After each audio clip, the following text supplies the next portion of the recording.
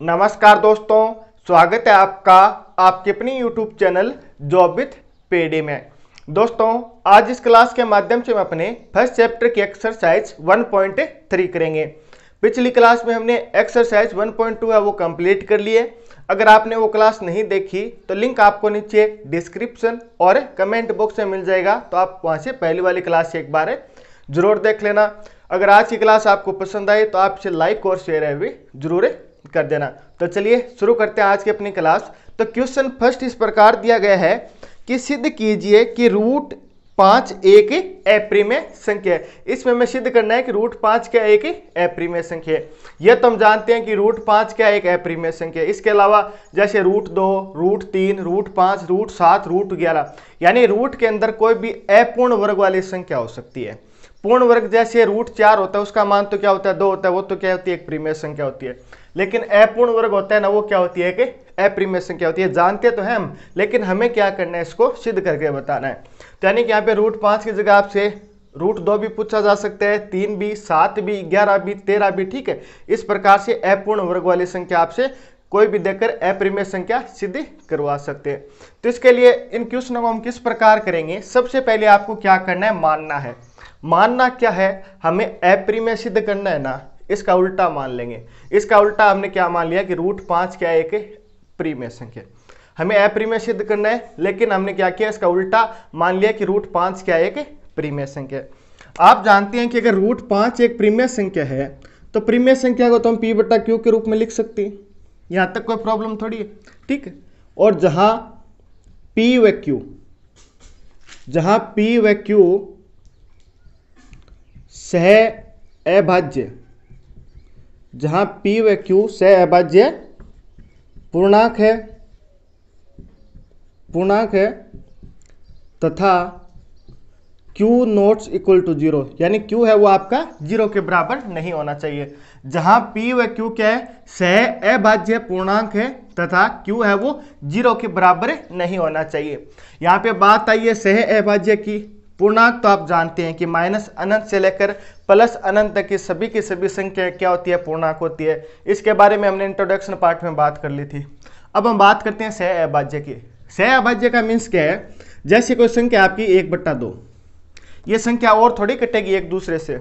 1/2 है, एक दूसरे से और ये नहीं कट रही है, ठीक है। इसी प्रकार मैंने लिख दिया 2/5। इन दोनों में एक के अलावा कोई कॉमन है क्या, इन दोनों में सिर्फ और सिर्फ कॉमन क्या है, एक है। यानी कि इनका एचसीएफ क्या होता है, एक ही होता है सह अभाज्य संख्याओं का। लेकिन मैंने यहाँ पे लिख दिया 3/6। 3/6 में ये संख्या भी 3 से कटेगी, ये संख्या भी 3 से कटेगी। तो यानी इन दोनों का जो एक विनिष्ट गुणनखंड ये एचसीएफ है वो क्या हो जाएगा, 3 हो जाएगा। लेकिन सह अभाज्य संख्याओं का जो एचसीएफ होगा ना, वो क्या होगा, हमेशा और हमेशा 1 होगा। तो आपको कैसे याद रखना है कि वे संख्याएं जो और नहीं कटती है ना, वो कौन सी हो जाएगी, सह अभाज्य संख्या हो जाएगी। ये आपको सीधा सीधा ध्यान में रखना है। जब भी बात करें सह अभाज्य संख्या की, तो यानी वो संख्या जो और नहीं कटेगी, यानी जिनका एचसीएफ या जो विनिष्ट गुणनखंड है ना, वो क्या होता है, सिर्फ और सिर्फ 1 होता है। वो क्या होती है, आपकी सह अभाज्य संख्या होती है। यहां तक आपको क्लियर हो गया। हमने क्या क्या माना कि रूट 5 एक प्रीमेय संख्या है। अगर ये प्रीमेय संख्या है तो इसको हम क्या कर सकते हैं, पी बटा क्यू के रूप में लिख सकते हैं। पी और क्यू क्या आपके सह अभाज्य पूर्णांक है। क्यू है वो 0 के बराबर नहीं होना चाहिए, ठीक है। यहां तक आपको समझ में आ गया होगा। आगे हम क्या करेंगे, इनका वज्र गुणा कर देंगे। जैसे 5 है तो 5 के नीचे तो हम 1 ले सकते हैं ना, क्योंकि प्रत्येक संख्या के गुणा और भाग में क्या होता है, 1 होता है। तो इसके नीचे भी हम 1 मान लेंगे, ठीक है। ये आपको मानना है, यहाँ पे लिखना नहीं है। तो इसके नीचे 1 है तो हम क्या करेंगे, इनका वज्र गुणा कर देंगे। तो रूट 5 का गुणा किससे हो जाएगा, क्यू से हो जाएगा। तो ये क्या हो जाएगा आपका रूट 5 क्यू और बराबर में क्या है, पी, ठीक। अब इन जो हमने मान आया है पी बराबर 5 क्यू आया है, इसका हम क्या करेंगे, वर्ग कर देंगे। तो दोनों तरफ वर्ग करने पर, तो ये लीजिए हम दोनों तरफ वर्ग कर देंगे। रूट 5 क्यू की स्क्वायर बराबर पी की स्क्वायर, ठीक है। तो ये क्या हो जाएगा आपका, रूट 5 का गुणा रूट 5 होगा तो ये क्या हो जाएगा, 5 हो जाएगा। और क्यू की क्या हो जाएगी, क्यू स्क्वायर बराबर क्या हो जाएगा, पी स्क्वायर। इसको हम क्या मान लेंगे, समीकरण 1 मान लेंगे। क्यू के गुणा में 5 है, इसको हम क्या कर देंगे, पी के भाग में भेज देंगे, यानी इस साइड आ जाएगा। तो ये क्या हो जाएगा, पी स्क्वायर बट्टा 5 हो जाएगा। पी स्क्वायर बट्टा 5 का अर्थ क्या है कि p का कोई भी मान होगा ना, उसकी अगर हम स्क्वायर करेंगे तो वो क्या होगा, 5 से विभाजित होगा। ठीक है, यानी पी स्क्वायर का जो भी मान होगा ना, उसमें 5 का भाग यहाँ पे जाएगा, वो किसके बराबर होगा, क्यू के बराबर होगा। ठीक है, तो दोस्तों आपकी क्लास 10 में एक प्रमेय है, वो प्रमेय ये कहती है कि अगर कोई मान लीजिए संख्या p है, ठीक है, अगर इसका हम स्क्वायर करते हैं, अगर ये किसी भी संख्या से विभाजित होता है, जैसे यहाँ पे ये 5 से विभाजित हो रहा है, तो ये प्रमेय ये कहती है कि अगर पी स्क्वायर 5 से विभाजित होता है ना, तो पी भी आपका किस से, 5 से विभाजित होगा। ठीक है, ये मैं नहीं कह रहा हूँ, ये प्रमेय कहती है, आपको ध्यान में रखना है सीधा सीधा। अगर पी स्क्वायर किसी भी संख्या से विभाजित होता है तो पी भी उसी संख्या से क्या होगा, विभाजित होगा, ये आपको ध्यान में रखना है। ठीक है, तो हम लिख देंगे पी स्क्वायर 5 से विभाजित होता है, पी स्क्वायर 5 से विभाजित होता है। अगर पी स्क्वायर 5 से विभाजित होता है तो पी भी 5 से क्या होगा, पी भी 5 से विभाजित होगा। यह आपकी प्रमेय कहती है कि अगर पी स्क्वायर 5 से विभाजित होता है तो पी भी क्या होगा, आपका 5 से विभाजित होगा। आगे इस क्वेश्चन को किस प्रकार करना है, अगर ये p है वो 5 से विभाजित होगा, अगर p है ये 5 से विभाजित होगा, कोई ना कोई या तो यहाँ पे हमें मान मिलेगा, वो मान हमने क्या मान लिया, r क्या आपकी एक पूर्णांक संख्या, p क्या है, पूर्णांक है, 5 भी एक पूर्णांक है। अगर पूर्णांक के अंदर हम पूर्णांक का भाग देंगे, कोई ना कोई हमें पूर्णांक मिलेगा, वो हमने क्या मान लिया, यहाँ पे r मान लिया। अब 5 का गुणा इस तरफ कर देंगे तो ये क्या हो जाएगा, आपका p बराबर 5 r हो जाएगा। अब यहाँ पे भी हम क्या करेंगे, दोनों तरफ वर्ग कर देंगे, दोनों तरफ वर्ग करने पर, दोनों तरफ हमने क्या कर दिया, वर्ग कर दिया, तो पी स्क्वायर 5 का वर्ग कितना हो जाएगा, 25, आर स्क्वायर का क्या हो जाएगा, आर स्क्वायर। ये क्या हो गया, आपकी समीकरण 2 मान ली इसको हमने। ये क्या आपकी समीकरण 1 है, ये क्या है, समीकरण 2 है। यहाँ पे क्या है, पी स्क्वायर बराबर 5 क्यू है, और यहाँ पे क्या है, पी स्क्वायर बराबर कितना है, 25 आर स्क्वायर है। तो यानी कि समीकरण 1 से समीकरण 2 में हम पी का मान रख देंगे। पी का मान समीकरण 1 में कितना है, 5 क्यू स्क्वायर बराबर कितना है, 25 आर स्क्वायर। ये 5 से ये 5 कितने बार, 25 5 बार कटेगा, तो यानी क्यू स्क्वायर बराबर क्या हो जाएगा, 5 आर स्क्वायर। ठीक है, तो क्यू स्क्वायर बट्टा 5 बराबर क्या हो गया, आर स्क्वायर हो गया। पहले तो हमने क्या किया था, यहाँ पे तो हमने p है वो सिद्ध कर दिया कि ये किस से विभाजित हो रहा है, 5 से, यानी किसी ना किसी संख्या से विभाजित हो रहा है। अब हम यहाँ पे क्या करें, ये सिद्ध करने की कोशिश करें कि q है वो भी किसी न किसी संख्या से विभाजित हो रहा है, क्योंकि यहाँ पे क्यू स्क्वायर 5 से विभाजित हो रहा है, तो यानी q भी 5 से विभाजित होगा। अभी मैंने आपको बताया था, ये आपकी क्लास में एक प्रमेय है, अगर कोई वर्ग वाली संख्या किसी संख्या से विभाजित होती है तो उसका वर्गमूल होता है वो भी उस संख्या से विभाजित होगा। ठीक है, तो हम यहाँ पे लिख सकते हैं कि क्यू स्क्वायर 5 से विभाजित होता है, क्यू स्क्वायर क्या होता है आपका, 5 से विभाजित होता है, तो क्यू भी 5 से विभाजित होगा, क्यू भी क्या होगा आपका, 5 से विभाजित होगा। दोस्तों ये p है ये भी 5 से विभाजित हो रहा है, ये q है ये भी 5 से विभाजित हो रहा है, यानी इन दोनों का एक उभयनिष्ठ गुणनखंड क्या हो गया आपका, 5 हो गया। लेकिन हमने स्टार्टिंग में बोला है कि ये दोनों क्या सहअभाज्य पूर्णांक है, यानी इनका उभयनिष्ठ है वो एक के अलावा कोई है ही नहीं, यानी एक संख्या क्या है, कोई इस प्रकार है, ये कटेगी नहीं। लेकिन अब हम क्या बोल रहे हैं कि ये p है वो भी 5 से विभाजित होगा, q भी 5 से विभाजित होगा, यानी इन दोनों का जो उभयनिष्ठ गुणनखंड है वो क्या होगा, एक 5 होगा। लेकिन स्टार्टिंग में हमने क्या बोला है कि ये दोनों सहअभाज्य संख्या, यानी इनका उभयनिष्ठ गुणनखंड है वो एक के अलावा कुछ हो ही नहीं सकता, और यहाँ पे हमें क्या मिल रहा है, 5 मिल रहा है। तो यानी कि अभी उभयनिष्ठ गुणनखंड में 5 मिल गया, तो यानी कि जो हमने यहाँ पे एक अवधारणा मानी थी, जो हमने एक परिकल्पना की थी, हमने माना था कि √5 क्या एक परिमेय संख्या है, हमने ये तो माना था √5 एक क्या है, परिमेय संख्या है, यानी इनका उभयनिष्ठ गुणनखंड है वो एक के अलावा कुछ है नहीं। लेकिन हमें क्या मिल गया, उभयनिष्ठ गुणनखंड तो 5 मिल गया, तो यानी कि जो हमने माना था वो बात तो क्या हो गई, गलत सिद्ध हो गई। हमने क्या माना था, परिमेय माना था, हमने माना था कि √5 क्या एक परिमेय संख्या है, लेकिन हमारी बात तो क्या हो गई, गलत सिद्ध हो गई। तो यानी गलत सिद्ध हो गया, तो यानी ये परिमेय संख्या तो हो ही नहीं सकती, यानी कि परिमेय संख्या नहीं है तो क्या हो जाएगी आपकी, ये अपरिमेय संख्या हो जाएगी। अब आपको इसको किस प्रकार लिखना है, यहाँ तक तो आपको समझ में आ गया होगा। ये बात है ना, इसको हम मान लेते हैं स्थिति फर्स्ट, ठीक, इसको हमने बोल दिया स्थिति फर्स्ट, और ये जो आपकी बात है ना, इसको हमने बोल दिया स्थिति सेकंड। ये आपको ध्यान में रखना है। जहाँ पे P है वो 5 से विभाजित हो रहा है, इसको तो हमने स्थिति फर्स्ट ले लिया, और जो Q है जो यहाँ पे Q 5 से विभाजित हो रहा है, इसको हमने क्या ले लिया, स्थिति सेकंड ले लिया। अब हम बोलेंगे कि अभी जो मैंने बताया ना वही हम यहाँ पे लिख रहे हैं कि स्थिति 1 व 2 से, स्थिति 1 व 2 से स्पष्ट है कि P व Q का एक उभयनिष्ठ, P व Q का एक उभयनिष्ठ गुणनखंड क्या है आपका 5 है। उभयनिष्ठ गुणनखंड क्या है 5 है।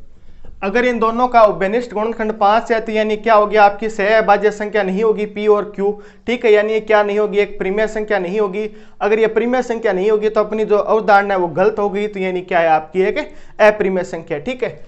तो ये बातें वो आपको नीचे लिखनी है, यहाँ पे स्पेस नहीं है तो मैं ऊपर लिख देता हूँ। तो ये दोनों में उभयनिष्ठ क्या आ गया आपका 5 आ गया, उभयनिष्ठ 5 आ गया, तो अपनी जो अवधारणा है वो तो क्या हो गई, गलत हो गई। तो अतः इनका उभयनिष्ठ 5 है, अतः हमारी अवधारणा क्या थी कि √5 एक परिमेय संख्या, यही तो हमने माना था, ये तो अपनी क्या थी, अवधारणा थी। अतः हमारी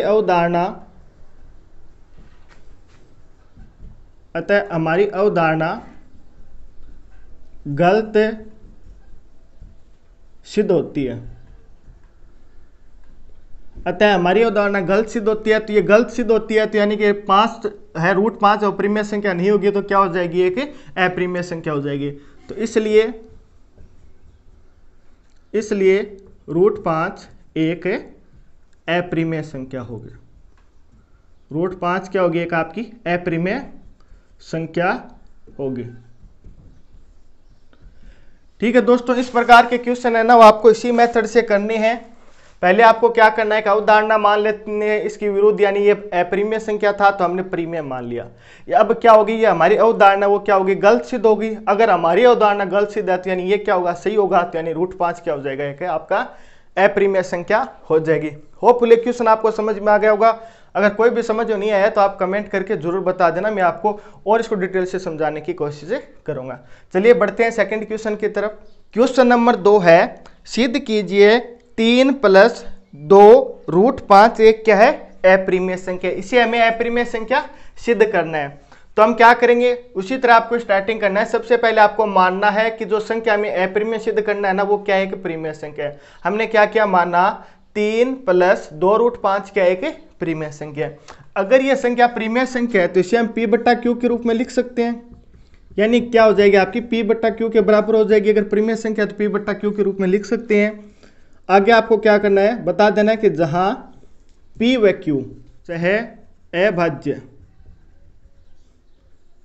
Q सहअभाज्य पूर्णांक है और Q है वो आपका 0 के बराबर नहीं होना चाहिए। सहअभाज्य पूर्णांक का मीन्स क्या है, ये मैंने आपको पिछले क्वेश्चन में बता दिया कंप्लीट डिटेल से, तो आपको ये समझ में आ गया होगा। तो अब हम क्या करेंगे, P/Q हमने क्या माना है कि परिमेय संख्या है P/Q के रूप में। तो ये 3 है, इसको हम इस साइड ले आएंगे, तो यानी कि √2 बराबर P/Q - 3। इन दोनों में कॉमन क्या आ जाएगा, 3 Q है ये कॉमन आ जाएगा, ठीक है। तो P और इस साइड ये क्या हो जाएगा, गुणा हो जाएगा, यानी 3Q। इस साइड क्या है, √2 √5, ये 2 भी हम इस साइड ले जाएंगे। तो हम क्या करें, यहाँ पे जो अपरिमेय संख्या ना उनको एक साइड करें, परिमेय संख्या को हम एक साइड कर रहे हैं, ठीक है। तो ये क्या हो जाएगा आपका P - 3Q/2Q। पहले हमने 3 को इस साइड ले आया क्योंकि ये क्या है, हमें पता है कि परिमेय संख्या, ये भी परिमेय संख्या है, तो यानी इसके साइड हमने इनको कर लिया है। इसी प्रकार 2 को हमने इस साइड ले आया, यानी √5 अब हमें तो पता है कि एक अपरिमेय संख्या है, ठीक है। और यह संख्या क्या है आपकी, एक परिमेय संख्या है। तो P और Q यहाँ पे क्या है, पूर्णांक है, यानी कि पूर्णांक को अगर हम अंश और हर के रूप में लिख सकते हैं तो वो आपकी क्या हो जाती है, एक परिमेय संख्या हो जाती है। तो यहाँ पे ये क्या हो जाएगी, एक परिमेय संख्या है। अगर ये परिमेय संख्या है तो इसके बराबर वाली भी क्या होगी, √5 भी एक परिमेय संख्या होनी चाहिए, ठीक है। तो इस बात को हम एक बार लिख लेते हैं कि P व Q पूर्णांक है, P व Q क्या है, पूर्णांक है, इसलिए इसलिए p माइनस 3q बटा 2q। 2q क्या हो जाएगी, एक परिमेय संख्या है,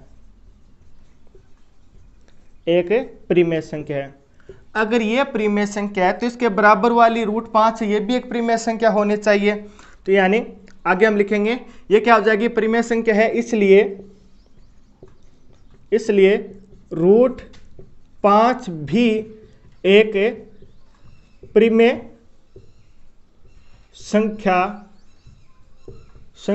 होनी चाहिए। ठीक, अगर ये परिमेय संख्या है तो इसके बराबर वाले भी क्या होने चाहिए, परिमेय संख्या होनी चाहिए। लेकिन दोस्तों हम जानते हैं कि अभी हमने पिछले क्वेश्चन में सिद्ध किया है कि √5 तो क्या आपकी एक अपरिमेय संख्या है। अब आपको आगे इसके नीचे लिखना है, लेकिन हम जानते हैं कि √5 एक अपरिमेय संख्या है।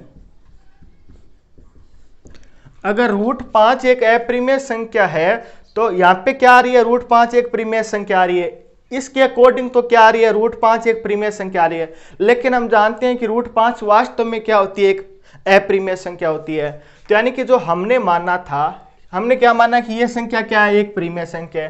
तो इसके अकॉर्डिंग तो √5 भी क्या आ रहा है, एक परिमेय संख्या आ रहा है। लेकिन √5 वास्तव में होता क्या है, एक अपरिमेय संख्या होता है। यानी कि जो हमने माना है वो बात यहाँ पे क्या हो रही है, गलत सिद्ध हो रही है। अगर हमारी बात गलत सिद्ध हो रही है, हमारी बात क्या थी कि यह संख्या क्या है, एक परिमेय संख्या है, ये बात यहाँ पे गलत सिद्ध हो गई। तो यानी कि परिमेय संख्या तो हो नहीं सकती। अगर ये परिमेय संख्या नहीं होगी तो क्या हो जाएगी, आपकी एक अपरिमेय संख्या हो जाएगी। तो आगे लिख देंगे ये क्या है कि परिमेय संख्या। अतः हमारी अवधारणा में क्या हो रहा है, विरोधाभास हो रहा है कि हमारी अवधारणा के अकॉर्डिंग तो √5 क्या आ रहा है, परिमेय संख्या आ रहा है, लेकिन √5 वास्तव में क्या है, अपरिमेय। तो यानी कि हमारी जो अवधारणा है उसमें विरोधाभास हो गया। अगर विरोधाभास हो गया तो हमारी बात क्या है, गलत है। तो ये बात गलत है, तो यानी सही क्या हो जाएगा, ये हो जाएगा कि 3 + 2 √5 क्या है कि परिमेय संख्या। तो इसको लिख देंगे, अतः हमारी अवधारणा में विरोधाभास, अतः हमारी अवधारणा में विरोधाभास से प्रकट हो रहा है। ठीक, यह आप अपनी लैंग्वेज में लिख सकते हैं। भावार्थ यही होना चाहिए, जरूरी नहीं है कि आप यही शब्द लिखें। ठीक है, आप इनकी जगह कोई और भी शब्द काम में ले सकते हैं, लेकिन मेन इनका जो सारांश है वो यही निकल के आना चाहिए। ठीक है, हम बताना क्या चाह रहे हैं, बाकी आप अपनी लैंग्वेज में कुछ भी लिख सकते हैं। अतः हमारी अवधारणा में विरोधाभास प्रकट हो रहा है। अगर यहाँ पे विरोधाभास प्रकट हो रहा है तो √3 + 5 एक परिमेय संख्या न होकर √3 + 2 √5 क्या होगी, एक अपरिमेय संख्या होगी, अपरिमेय संख्या होगी। ठीक है, हमने अपनी एक अवधारणा बनाई कि हमने मान लिया था कि 3 + 2 √5 एक परिमेय संख्या है, लेकिन वो बात जो हमारी अवधारणा थी वो क्या होगी, गलत सिद्ध होगी। अगर हमारी अवधारणा गलत सिद्ध होगी तो ये क्या हो जाएगी, आपकी एक परिमेय संख्या न होकर अपरिमेय संख्या हो जाएगी। ये मैंने आपको बता दिया कि आपको इन्हीं शब्दों में से किन्हीं का प्रयोग करके आपको ये सारांश ही लिखना है। जरूरी नहीं है कि आप ऐसा का ऐसा ही लिखें, ये कोई जरूरी नहीं है। यहाँ पे आपके कोई भी मार्क्स नहीं कटेंगे, आप लैंग्वेज अपने अकॉर्डिंग लिख सकते हैं। ठीक है, चलिए बढ़ते हैं क्वेश्चन नंबर 3 की तरफ। नंबर 3 है, सिद्ध कीजिए कि निम्नलिखित संख्याएं अपरिमेय संख्याएं हैं। और इसके अंदर हमें 3 क्वेश्चन दिए गए हैं। फर्स्ट है 1/√2, सेकंड है 7 √5 और क्वेश्चन नंबर इसमें 3 दिया गया है 6 + √2। इनका फॉर्मेट वही रहेगा। ठीक है, जिस प्रकार हमने सेकंड क्वेश्चन किया था। कैसे कि जो पहले हम इस क्वेश्चन फर्स्ट को करते हैं। सबसे पहले हम क्या करेंगे, इसे अपरिमेय संख्या सिद्ध करना है तो इसका उल्टा मान लेंगे। माना कि 1/√2 है वो क्या है, आपकी परिमेय संख्या। अगर ये परिमेय संख्या है तो हम जानते हैं कि इसे हम P/Q के रूप में लिख सकते हैं। यह हमने इसको P/Q के बराबर में लिख दिया। अब आप जानते हैं जहां पे P और Q क्या है, ये बात तो अब आपको याद ही होगी। P व Q सह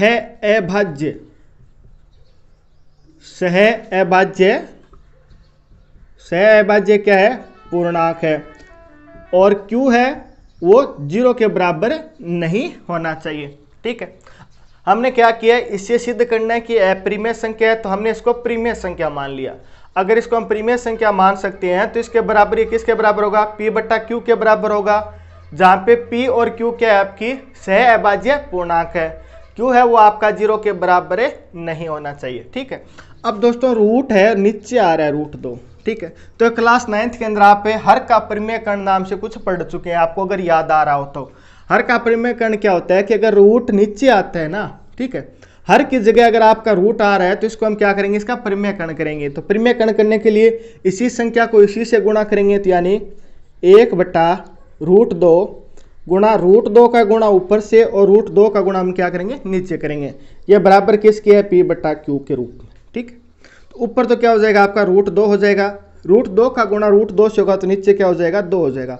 ये बराबर किसके है, P बटा Q की है। ठीक है, हमें क्या करना है, साइड √2 ही रखना है, यानी कि अपरिमेय संख्या वही एक साइड रखना है, तो यानी 2 को इस साइड भेज देंगे, तो यानी क्या हो जाएगा, 2 बराबर 2P प्लस Q। ठीक है, इसको दोस्तों आप संख्या को उल्ट भी सकते हैं, आपका परिमेयकरण करने की जरूरत नहीं है, आप इस संख्या को उल्टा करके भी इस क्वेश्चन को कर सकते हैं। यानी ये क्या है, हर है वो अंश बना लेंगे, अंश को हम हर बना लेंगे, लेकिन आप इसी तरीके से करिए, ये तरीका एकदम सबसे बेस्ट रहेगा। ठीक है, तो ये क्या हो गया दोस्तों, √2 बराबर क्या हो गया, 2P प्लस Q। ठीक है, P और Q क्या है, आपके पूर्णांक है, तो यानी ये मान के आपका पूरा का पूरा परिमेय मान हो जाएगा, परिमेय संख्या हो जाएगी। ये परिमेय संख्या है तो यानी इसके बराबर वाली संख्या भी क्या होगी, परिमेय संख्या होगी। तो चलिए इस बात को हम लिख देते हैं, P व Q पूर्णांक है, P व Q पूर्णांक है, अतः 2P प्लस Q एक परिमेय संख्या होगी, ठीक, ये परिमेय संख्या होगी। तो इसके अकॉर्डिंग √2 भी क्या होनी चाहिए, परिमेय संख्या होनी चाहिए। इसके अनुसार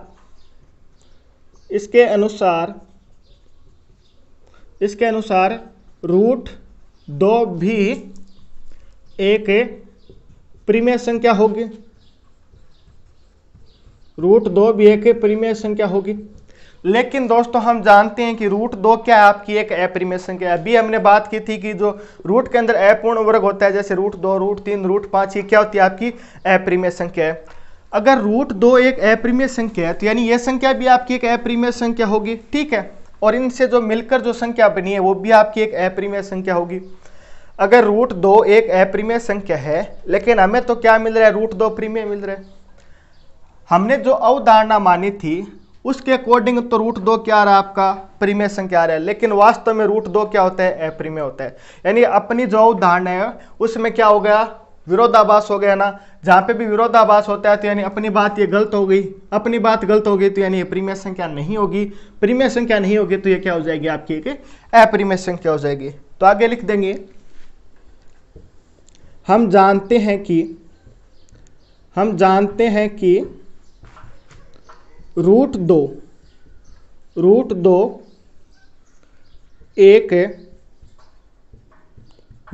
एक अपरिमेय संख्या है, √2 एक अपरिमेय संख्या है। लेकिन हमें तो क्या मिल रहा है, √2 एक परिमेय संख्या मिल रहा है, √2 वास्तव में क्या एक अपरिमेय संख्या है। यानी अपनी जो उदाहरण है उसमें क्या हो गया, विरोधाभास हो गया। तो इसको लिख देंगे, अतः हमारी अवधारणा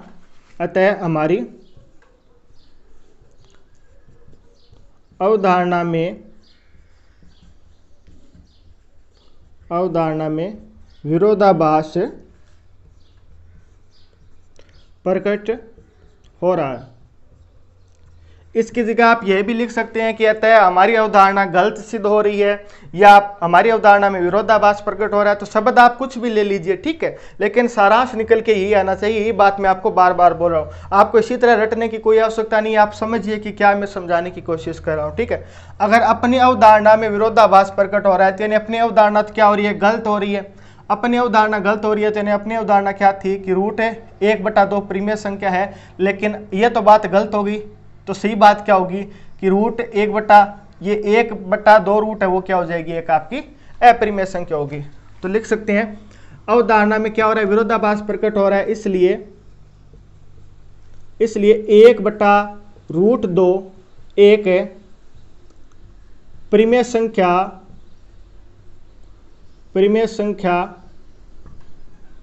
न होकर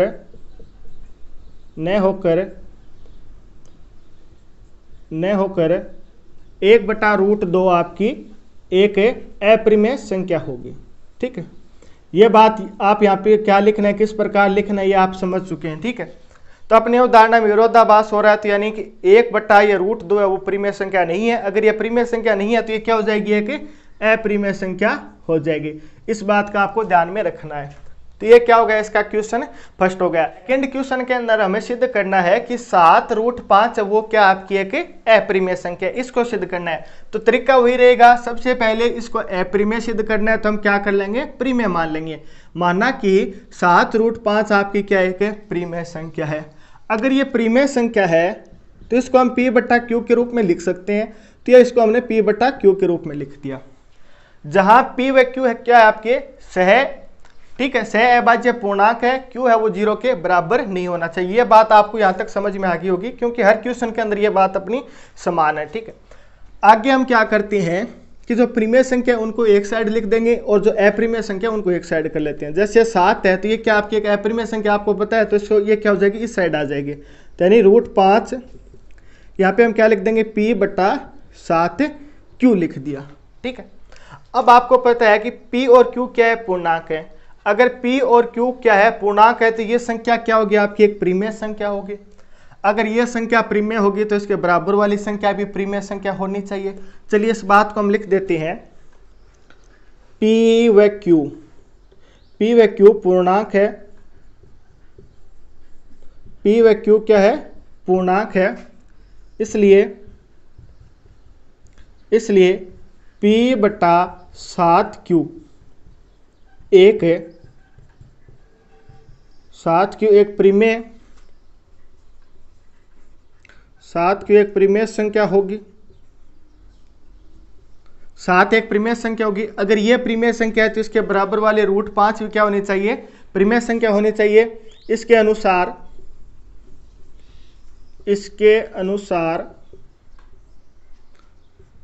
√5 भी एक परिमेय संख्या होगी, एक परिमेय संख्या होगी। ठीक है, ये तो क्या हो रहा है, इसके अनुसार √5 एक परिमेय संख्या हो रहा है। लेकिन हम जानते हैं कि √5 वास्तव में क्या है, आपकी एक अपरिमेय संख्या है। और यहाँ पे क्या निकल के आ रहा है कि √5 क्या है, एक परिमेय संख्या है। यानी कि जो अपनी अवधारणा थी उसमें क्या हो गया, विरोधाभास हो गया। तो यानी अपनी जो बात है वो गलत सिद्ध हो रही है ना। अगर अपनी बात ये यानी कि परिमेय संख्या वाली बात गलत सिद्ध हो रही है तो ये क्या हो जाएगा, ऑटोमेटिक अपरिमेय संख्या हो जाएगा। तो इसको लिख देंगे, हम जानते हैं कि √5 एक अपरिमेय संख्या है। √5 एक क्या है, अपरिमेय संख्या है। अपरिमेय संख्या है तो अपनी बात में क्या हो गया, विरोधाभास हो गया। अतः हमारी अवधारणा में अपनी अवधारणा क्या थी, हमने क्या माना था, ये तो माना था कि एक परिमेय संख्या है। तो हमारी अवधारणा में क्या हो रहा है, हमारी अवधारणा में विरोधाभास प्रकट हो रहा है। अवधारणा में विरोधाभास प्रकट हो रहा है। ठीक, अगर अपनी अवधारणा में विरोधाभास प्रकट हो रहा है, अपनी अवधारणा क्या थी, इसे परिमेय संख्या माना था। तो यानी कि ये संख्या है वो परिमेय न होकर क्या हो जाएगी, अपरिमेय हो जाएगी। इसको मैं आगे लिख रहा हूं, इसलिए विरोधाभास प्रकट हो गया। तो यानी अपनी अवधारणा तो गलत होगी। तो यानी कि इसलिए 7√5 एक परिमेय संख्या परिमेय संख्या न होकर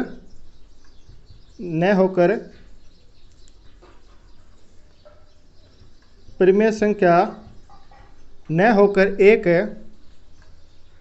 अपरिमेय संख्या होगी, एक अपरिमेय संख्या होगी।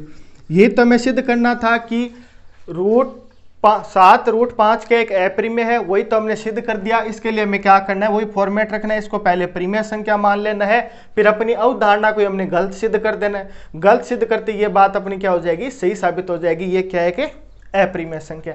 ये आपका इसका सेकंड क्वेश्चन हो गया। चलिए इसका जो पार्ट नंबर 3 है वो करते हैं। इसका तीसरा पार्ट है, हमें सिद्ध करना है कि 6 + √2 है वो क्या है, एक आपकी अपरिमेय संख्या। तरीका वही रहेगा। सबसे पहले हमें क्या करना है, माना कि 6 + 2 रूट, यानी जिसको अपरिमेय सिद्ध करना है ना, उसको हम क्या मान लेंगे, परिमेय मान लेंगे। हमने मान लिया। अगर यह संख्या परिमेय संख्या है, अगर यह संख्या क्या आपकी परिमेय संख्या है, तो इसको हम क्या कर सकते हैं, P/Q के बराबर में लिख सकते हैं। ठीक है, तो यानी कि अगर यह संख्या परिमेय संख्या है तो P/Q के रूप में लिख सकते हैं। तो हमने लिख दिया। और जहां पे P व Q क्या आपके सह अभाज्य पूर्णांक है, Q है वो 0 के बराबर नहीं होना चाहिए। आगे हम क्या करते हैं, परिमेय को एक साइड कर लेते हैं, इनमें से अपरिमेय उनको एक साइड कर लेंगे। तो यानी 6 इस साइड आ जाएगा, प्लस का है तो इस साइड आती है क्या हो जाएगा आपका, माइनस का हो जाएगा। यहाँ से हम क्या कर देंगे, इनका एलसीएम ले लेंगे। तो यहाँ पे नीचे क्या आ जाएगा, Q, यहाँ पे क्या बचेगा, P, माइनस का सिंबल माइनस और 6Q। ये क्या हो गया आपका 6Q, बराबर में क्या है √2। P और Q क्या आपके पूर्णांक संख्या है, पूर्णांक संख्या है, तो यानी ये संख्या क्या होगी, एक परिमेय संख्या होगी। अगर ये संख्या परिमेय है तो ये संख्या भी क्या होनी चाहिए, परिमेय संख्या होनी चाहिए। तो इस बात को आपको किस प्रकार लिखना है, अभी तो आपको ये याद हो गए होगा बातें, किस प्रकार इनको लिखना होता है। तो P व Q क्या है, पूर्णांक है। ठीक है, ये देख लीजिए हमने यहाँ पे मान रखा है क्या, ये सह अभाज्य पूर्णांक होता है। P और Q क्या होता है आपका, पूर्णांक होता है। P और Q क्या है, पूर्णांक है। पूर्णांक है, इसलिए अगर ये पूर्णांक है तो इसलिए P - 6Q/Q एक परिमेय संख्या होगी, एक परिमेय संख्या होगी।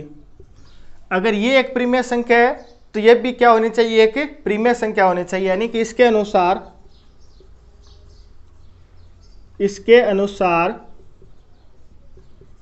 √2 भी एक परिमेय संख्या होगी। √2 भी क्या होगी, एक परिमेय संख्या होगी। क्या √2 एक परिमेय संख्या थोड़ी है, इसके अकॉर्डिंग तो क्या रहा है, जो हमने अवधारणा मानी है ना कि एक परिमेय संख्या है, इसके अकॉर्डिंग तो क्या आ गया, √2 एक परिमेय संख्या है। लेकिन हम जानते हैं कि √2 क्या होती है, एक अपरिमेय होती है। अपने अनुसार तो क्या आ रही है, ये परिमेय संख्या आ रही है, लेकिन वास्तव में √2 क्या होती है, एक अपरिमेय होती है। तो यानी कि जो हमने मानना है और जो वास्तव में है, उन दोनों में क्या हो रहा है, विरोधाभास हो रहा है। विरोधाभास का मतलब क्या, उल्टा हो रहा है। हमने जो मानना है ये परिमेय संख्या माना, तो इसके अकॉर्डिंग ये क्या आ रहा है, परिमेय संख्या आ रहा है। लेकिन वास्तव में क्या होता है, अपरिमेय होता है। यानी अपनी बात क्या हो रही है, गलत हो रही है। अगर अपनी बात गलत हो रही है तो यानी ये परिमेय वाली बात गलत हो रही है, तो ये क्या होगा, एक अपरिमेय होगा। तो इसको लिख देंगे।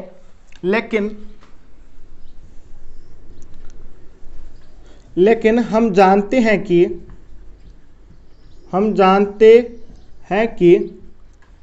√2 क्या होती है आपकी, एक परिमेय संख्या, अपरिमेय संख्या होती है। लेकिन हम जानते हैं कि √2 एक अपरिमेय संख्या है,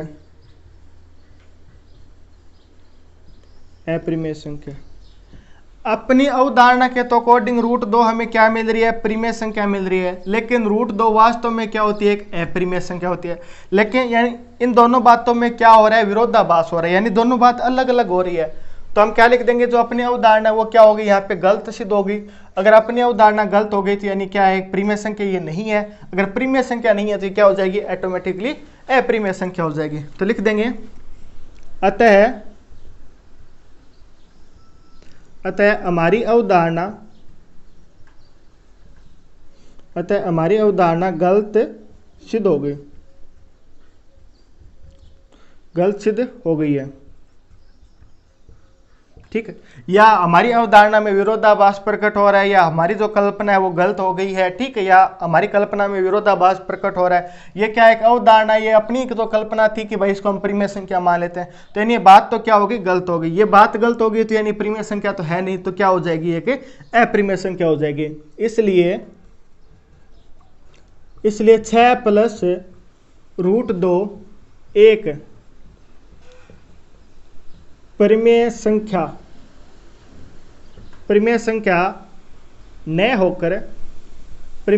न होकर क्या होगी, एक अप्रीमिय संख्या होगी। ठीक है, तो ये क्या हो जाएगा, आप डायरेक्ट इसको इस प्रकार भी लिख सकते हैं, इसलिए 6 प्लस रूट 2 क्या हो जाएगी, एक अप्रीमिय संख्या हो जाएगी। आप इसको डायरेक्ट भी लिख दीजिए या आप इसको इस प्रकार भी लिख सकते हैं। ये दोस्तों आपकी एक्सरसाइज 1.3 है वो कंप्लीट हो गई है। नेक्स्ट क्लास में एक्सरसाइज 1.4 करेंगे। अभी 12 वो मौसम बहुत ज़्यादा खराब हो रहा है। ठीक, तो आज की क्लास को हम यहीं विराम देते हैं। क्लास पसंद आई है तो प्लीज़ एक लाइक और एक शेयर जरूर कर दिया करें। हर बार आपसे ये रिक्वेस्ट रहती है। क्लास कैसी लगी कमेंट करके जरूर बताना। फिर मुलाकात होगी इसी प्रकार एक और बेहतरीन क्लास के साथ। तब तक आप हंसते रहना, मुस्कुराते रहना, देखते रहना जोबित पीडी। जय हिंद, जय भारत।